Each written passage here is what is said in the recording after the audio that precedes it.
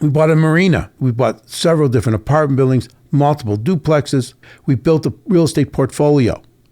But we knew we knew that was going to come to an end. Now, in this last about 2 years now, since 20 started, most of our purchases started at the end of 2020 into 2021. So it's a little over 2 years on the max. We've renovated 3 apartment buildings, totally. We've refurbished an entire golf course. We've taken over a marina and operate a marina at a much higher level. We owned 3 restaurants. We're in the process now of buying 3 more restaurants, 2 to 3 more restaurants in Florida, okay, because we want to expand there, and we're going to create a brand around some of these, the 2 of the restaurants that we're purchasing, and we're going to then create a chain of restaurants up and down the eastern seaboard and all through Florida. That's what we're doing. We've done all this in 2 years. We still operate a very successful financial practice, an insurance agency. I teach retirement classes at the different universities around Chicago. My point is, you can make a difference, right? I mean, seriously. Do you have to go out and become a billionaire tomorrow?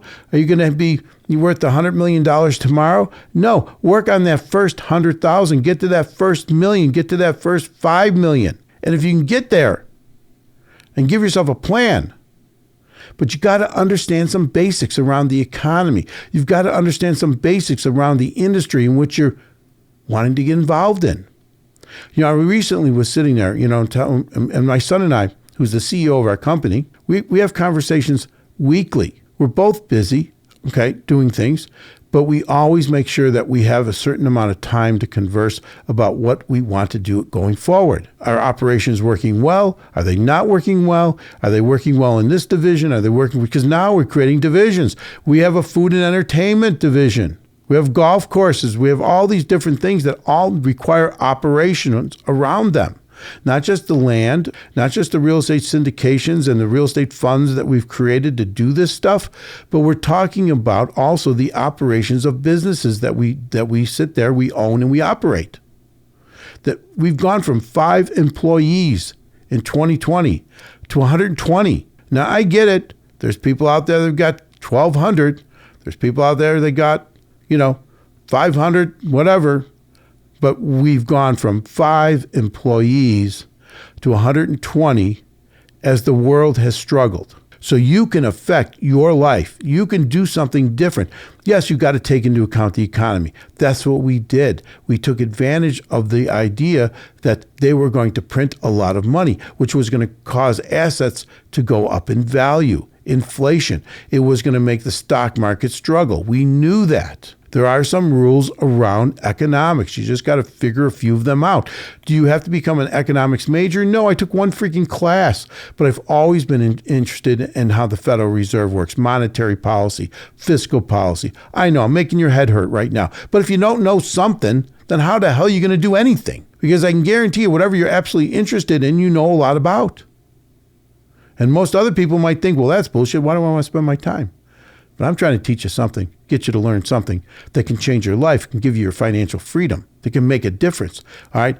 Now, one of the guys that I think that are out there, in fact, he's the same age as me. He's done so much more than I've ever done. I'm so thoroughly impressed. It's ridiculous. It's Tillman Fertitta. I don't know if you've ever heard the name, but he owns a basketball team, I think it's Houston Rockets. He owns Mastro's Steakhouse. He owns a casino in Vegas. He owns Bubba Gump Shrimp Company, the restaurants. So I'm listening to him speak one day, and he says, it's the 1980s. I was into real estate. This is what his said. This is him talking. I'm buying real estate. I'm building real estate. I'm doing the stuff in real estate. And then comes the 1990 financial crisis at the time. Again, that's when we used to have things called savings and loans. And, they all went out of business. I mean, some of you guys, the only time you've ever heard the word savings and loan was in the movie with Henry Fonda. I think it's Henry Fonda. No, Jimmy Stewart. In the movie with Jimmy Stewart, It's a Wonderful Life. Remember, it was filmed back in like the 30s or 40s. I think it was the 40s. And they've got the savings and loan, home loan savings, they called it. Anyway, so he ran headlong into this problem. And he said, I couldn't do any more in real estate. Couldn't get the financing. It was not working. What did he do? He switched gears. He went into the restaurant business. He started buying restaurants. He started building restaurants. And I said to my son, Jonathan, isn't this freaking amazing? It's exactly what we did. And I didn't know of his story before that. We started by buying real estate. We started by buying apartment buildings. Yes, in the last 2 years, we renovated all those apartment buildings. We did what they call value add. We pushed the values up, increased the rents tremendously. Okay, all great. But then all of a sudden you got a situation where we got interest rates of 7%. They're creating a liquidity crisis with the banks. That's what the Federal Reserve is doing by raising all the interest rates. And so we could see the writing on the wall that they wanted too much money for these apartment buildings going forward, and that we could see that you couldn't even get an apartment building, you couldn't even underwrite an apartment building. When you underwrite an apartment building, you sit down with a piece of paper and a pencil, and you figure out what the numbers are around owning that building with the new debt capital stack that you got to create to buy that building. How much you're going to put down, who are you going to borrow the money from, do you have other investors? And what's it going to cost to own it? Well, it got to the point that even with a 4% fixed interest rate on a mortgage, an agency mortgage with Fannie Mae, Freddie Mac, you couldn't make the deal work. They had raised the prices on these buildings so much, you couldn't make the deal work. And we weren't going to do what these other guys were doing. We went to a real estate conference. It was December 2021, 2022, maybe it was 2022. Yeah, December 2022. And these guys are all buying these properties with adjustable rate mortgages. They're all using hard money to buy these properties. And then and ridiculous. And we sat down and looked at each other and said, well, that's a recipe for a disaster. Because what's happened since then? Well, not only did they overpay for the building, they got themselves a 2.5% adjustable that now is at 6 and 7, and they're getting killed. So we knew that there could be these problems in the real estate. So we switched gears because before the pandemic hit, him and I were sitting around and we were invited to somebody I had known. His name is Andy, and we invited him at the table and we said, hey, we want to look at, rolling up some accounting practices. Well, the problem is the pandemic hit. All right, we were in the stages we were looking to put their financing together. We were getting it all straightened out because we figured that if we rolled up accounting practices, there'd be a tremendous synergy to the financial business. Well, that all went down to shitter because when pandemic hit, everybody cocooned. So, but we took the same concept and we started saying, hey, why don't we look at other businesses? Because the other thing we've been told for the last 15 years is that the baby boomers were going to get older. Now, in the financial business, they would say the baby boomers are going to get over and they're going to retire. And then these things that they've created called the 401k plan that you're putting money in right now and hoping to God you have enough money when you get 40 years from now, that they had these 401k plans have, the average person, there's a lot of people, not the average, there's a lot of people who have $300,000, $400,000, $500,000 in them. Some people have enough to live on in retirement. Most don't. But they need to roll those into an IRA, and then we would get to be able to manage that money for a fee.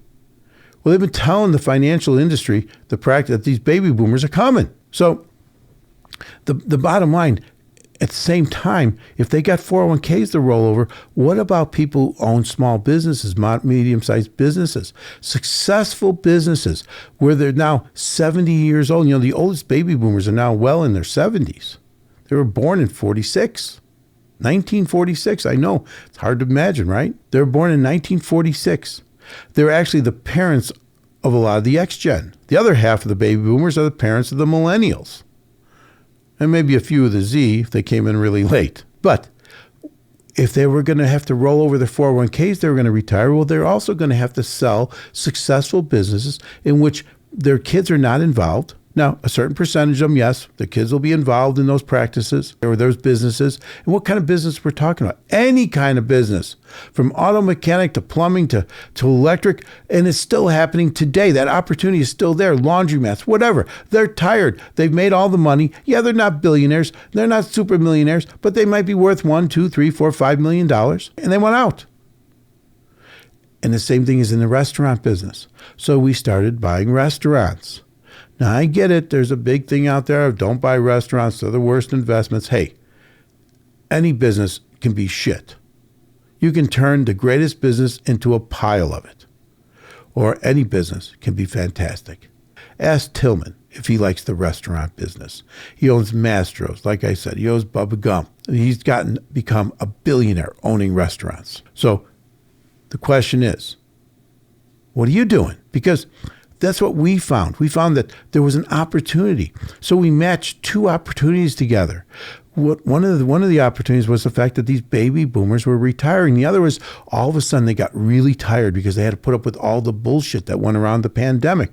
So do you think that if you bought a restaurant that made it through the pandemic, you think it was probably a pretty successful restaurant, right? It had a way of, the pandemic culled out the herd. Culling the herd, that means the weak. They died. They went away. They went bankrupt, unfortunately.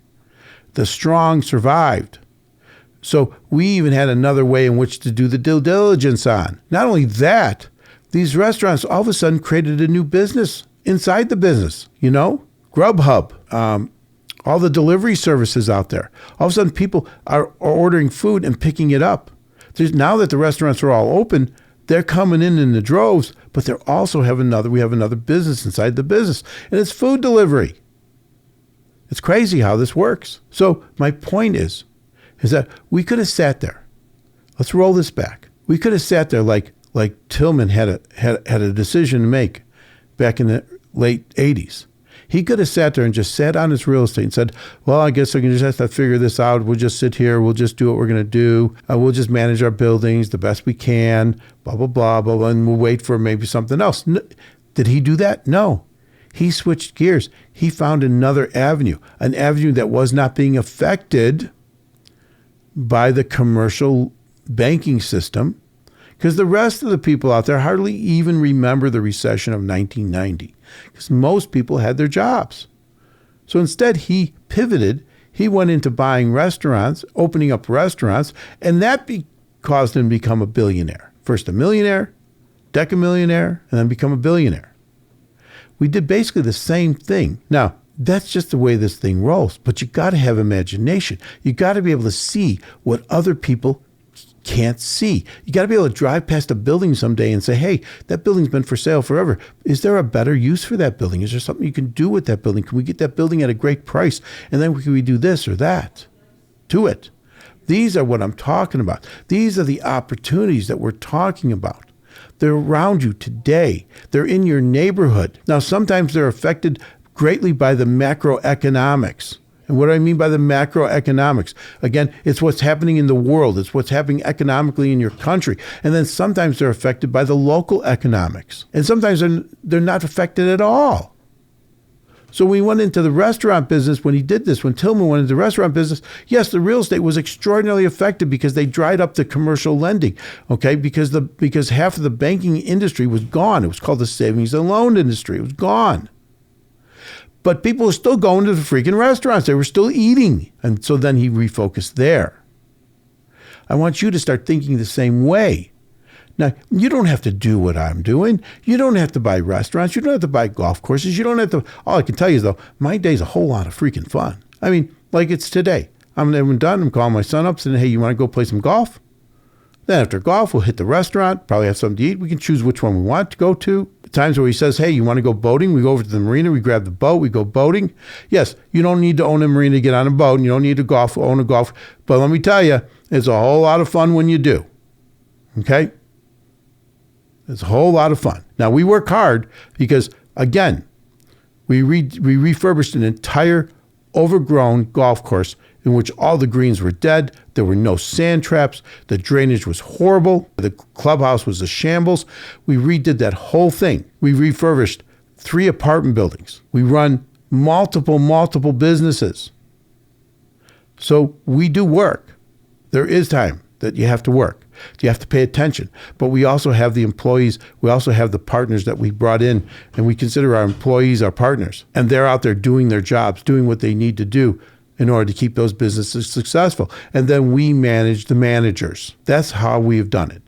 Now, I'm not saying you got to do it the way I'm doing it. I'm not even saying you got to go do it the way Tillman's doing it.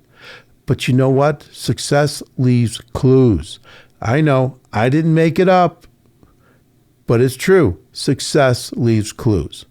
So quit being, if you think of yourself as being a bit clueless, then start picking up the clues, because we're all clueless. Listen, I was clueless in 2008.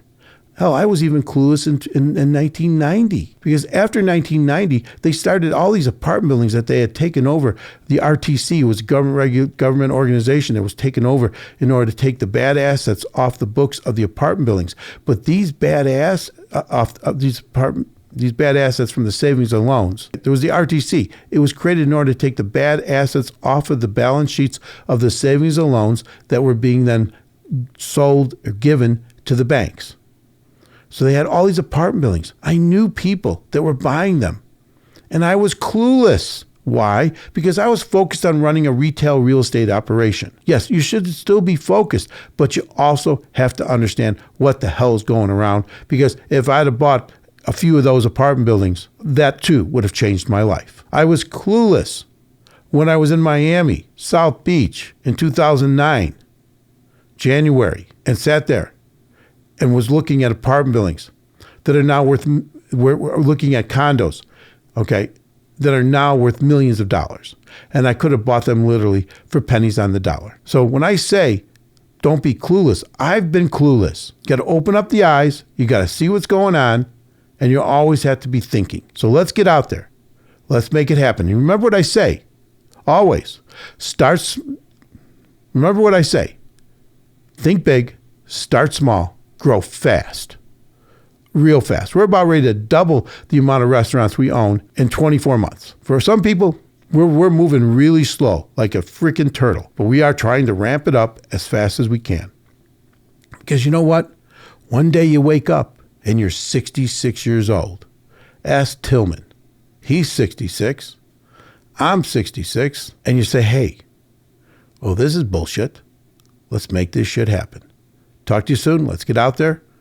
V. Rigoni, Max, high performance real estate entrepreneur. And now let's smash that like button.